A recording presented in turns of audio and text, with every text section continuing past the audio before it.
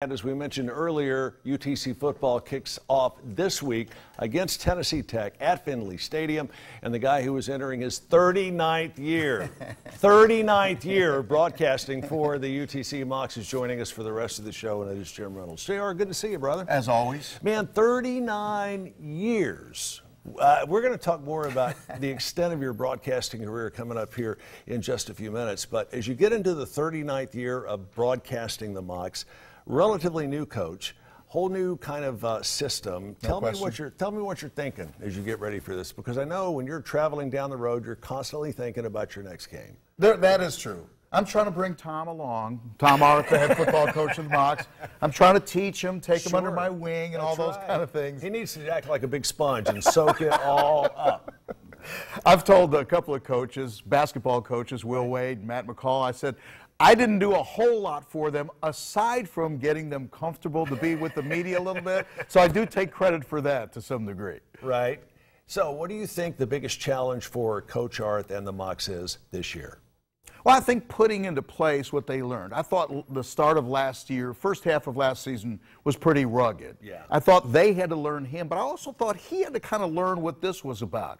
He had come from a small private school in the Cleveland area. All of a sudden, he's at a public institution in a metropolitan kind of university. I think both had some growing pains. I think team had some growing pains. I think Tom and coaching staff had some growing pains. I think they kind of all got on the same page second half of the season.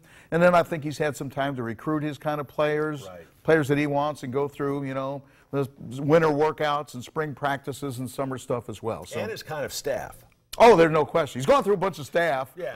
Meaning that a lot of those guys have gotten good jobs, that their paychecks are a lot more than what they got in Chattanooga. Sure. This year, as they get ready for Tennessee Tech coming up this Thursday, the Mocs have had a little bit of extra time to prepare for the opener.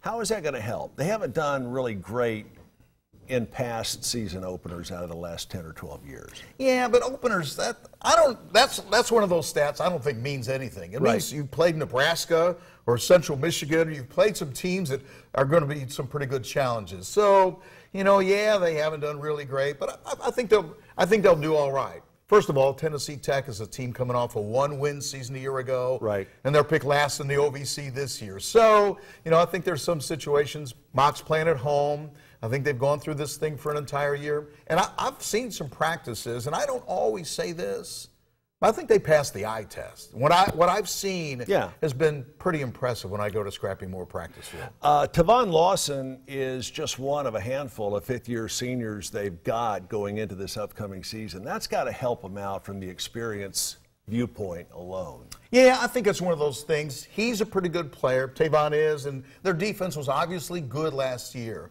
What they needed to improve upon, their running game wasn't good, their turnover situation wasn't good, and the defense kind of carried them last year. So they have to produce a little bit more offensively. I think that was the major weakness in the football team a year ago. But they've got some players on defense, on the defensive line. Tavon, you mentioned, is a pretty good player as well. All right. We're going to have more with Jim Reynolds, the voice of the UTC Mocs, entering year number 39. He was like 14 when he started. Trust me, I was there.